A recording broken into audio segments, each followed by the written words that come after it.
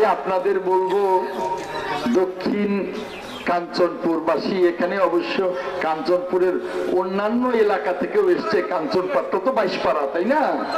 22 পাড়া থেকে এসছে, তবু বেশি দক্ষিণ পাড়া থেকে এসছেন, কারণ কাছে কাছে।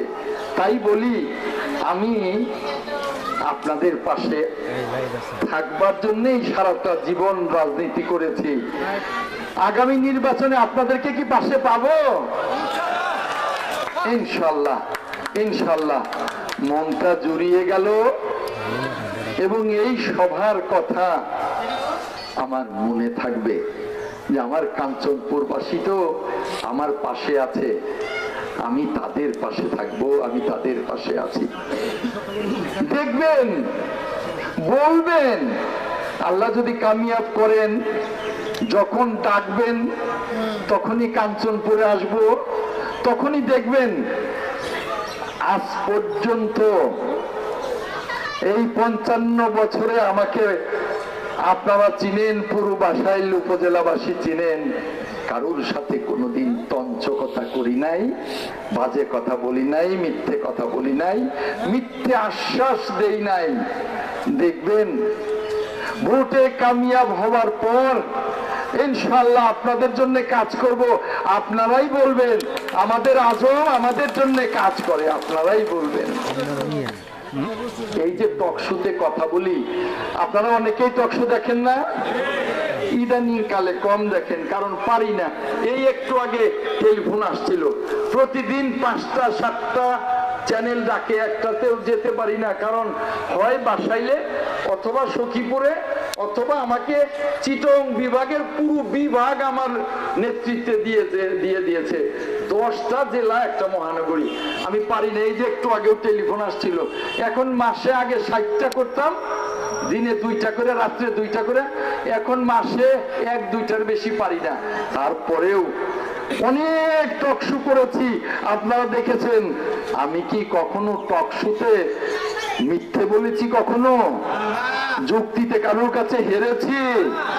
আমি টকশোতে বহুবার বলেছি, আমি যখন বসি আমার ভেতরে ভয় থাকে না, আমার বিবেকের শপথ নিয়ে কথা বলি।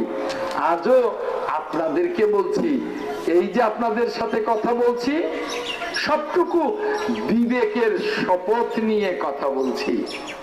আমার বিবেক বলে যে তোমার অঞ্চলের জন্য দায়িত্ব এবং কর্তব্য অনেক, সেই দায়িত্ব এবং কর্তব্যে তুমি যেন অবহেলা না করো। আরেকটা কথা, আজকে তরুণ সংঘের এই পুরস্কার বিতরণের অনুষ্ঠানে একটু পরেই পুরস্কার দেব, আমি শেষ করব কারণ সন্ধ্যা ঘনিয়ে আসছে। তরুণ ভাইয়েরা, আপনারাই আগামী দিনে রাষ্ট্র চালাবেন, আপনারাই আগামী দিনে এই দেশের ভবিষ্যৎ। আপনাদেরকে আমরা আগামী দিনে যদি এগিয়ে দিতে পারি, তাহলে রাষ্ট্রটা ভালো চলবে, রাষ্ট্রটা সমৃদ্ধ হবে। এই তরুণ সংঘের প্রত্যেকটা সদস্যকে বলবো, 1 নম্বরে হলো ভালো লেখাপড়া করতে হবে, ভালো রেজাল্ট করতে হবে, ভালো ইউনিভার্সিটিতে পড়তে হবে, ইউনিভার্সিটি থেকে ভালো পাস করতে হবে। কেউ রাজনীতিতে আসবে, কেউ বিসিএস করে অফিসার হবে, পুলিশ অফিসার হবে, সিভিল অফিসার হবে, সেনা অফিসার হবে, কেউ মাল্টিন্যাশনাল কোম্পানিতে চাকরি করবে, কেউ ব্যাংকের বড় অফিসার হবে। এইভাবে সারা দেশের সকল প্রতিষ্ঠানে ছড়িয়ে পড়বে এই তরুণ সংঘের ছেলেরা সহ এই অঞ্চলের যারা লেখাপড়া করেন, যারা তরুণ, যারা ছাত্র, যারা ছাত্রী, সকলে। এইভাবেই তো দেশটা গড়ে উঠবে। আর তাদের জন্য আমার পক্ষ থেকে যেটুকু পৃষ্ঠপোষকতা করা দরকার, যতটুকু পৃষ্ঠপোষকতা করা দরকার, তার সবটুকু করব আমি। এটাও কথা দিলাম তরুণদেরকে, তোমরা আমার সন্তানের মতো, আমার বয়স 70, আর যারা তরুণ তাদের বয়স তো 30-এর উপরে না, তাই না? কাজে সকলেই আমার সন্তানের বয়স। তোমাদেরকে অনেক বড় দেখতে চাই। তোমরা যেন বাংলাদেশের সব জায়গায় বড় বড় আসনে বসে যাও, ছড়িয়ে পড়ো, যেন গর্ব করে বলতে পারি যে বাসাইল উপজেলার কাঞ্চনপুর ইউনিয়নের তরুণ সংঘের ছেলেরা তথা কাঞ্চনপুর দক্ষিণ পাড়া তথা কাঞ্চনপুরের সমগ্র ইউনিয়নের তরুণেরা, যুবকেরা, তারা মেধার পরিচয় দিয়েছে, তারা বাংলাদেশের সর্বত্র ছড়িয়ে গেছে। তেমনি সারা বাসাইলের প্রত্যেকটা ইউনিয়নের সন্তানের জন্য আমার সহযোগিতা অব্যাহত থাকবে সব সময়ের জন্য। আগে একটা মেধাবী ছেলে বা একটা মেধাবী মেয়ে, তার চাকরি হতো না তার বাবা যদি বিএনপি করে, তার চাচা, তার খালু, তার মামু, তার গোষ্ঠীর কেউ যদি বিএনপি করে, বা সে যদি ছাত্র দলে এক সময়ে করত, চাকরি হতো না। সেই ফ্যাসিবাদের পতন ঘটেছে।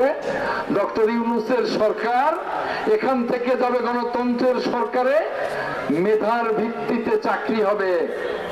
কাজেই কেউ তরুণেরা তোমরা যদি ছাত্র দল করো, আর তোমার গার্জিয়ানকে ভাবতে হবে না যে চাকরি হবে না, তা না, চাকরি ইনশাল্লাহ মেধায় হবে। আমি তোমাদের পাশে থাকবো ইনশাল্লাহ, আমি থাকবো। আমার খুব ভালো লাগলো আজকে আপনাদের সাথে কথা বলে, মনটা ভরে গেল। আমি সত্যি যে আপনাদের সন্তান, আপনাদের ভাই, আপনাদের বন্ধু, আপনাদের আপনজন, এই ভালোবাসাটা নিয়ে গেলাম। আর আমার পক্ষ থেকেও আল্লাহর কসম আপনাদেরকে ভালোবাসা দিয়ে গেলাম, আপনাদেরকে ভালোবাসা দিয়ে গেলাম। হয়তো বলবেন ভালোবাসা নিয়ে গেলেন, আমরা আপনাকে ভালোবাসি বুঝলেন কি করে? এই যে আপনাদের প্রত্যেকের চোখে মুখে ভালোবাসা দেখতে পাচ্ছি, এই যে কথায় কথায় হাততালি দিচ্ছেন, এই যে হাততালি দেওয়ার সময় প্রত্যেকে হাসছেন, এটা তো ভালোবাসার প্রকাশ, তাই না? ভালোবাসা দিয়ে গেলাম এবং ভালোবাসা নিয়ে গেলাম। যারা এখানে উপস্থিত আছে